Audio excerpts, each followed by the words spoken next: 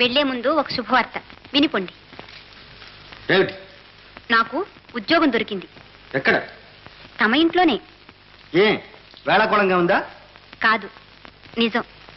అజయ్ బాబు గారని ఒక జమీందారు, వారికి పర్సనల్ సెక్రటరీ. అచ్చం మీలాగే ఉన్నారు. డాన్స్ లో వారిని చూసే మిమ్మల్ని అనవసరంగా అనుమానించాను. అంత పెద్దవాళ్ళ దగ్గర ఉద్యోగం దొరకడం మంచిది, కానీ ఇక ఈ సామాన్య మానవుడు నీ కళ్ళకు కనిపిస్తాడా అని. ఎందుకైనా మంచిది, కాస్త జాగ్రత్తగా ఉండు. ఎప్పుడైనా వారేనే అనుకుని వెంట పెడతాననుకున్నావా? కాదు, ఒకసారి పొరపడ్డావు చూడు, మళ్ళీ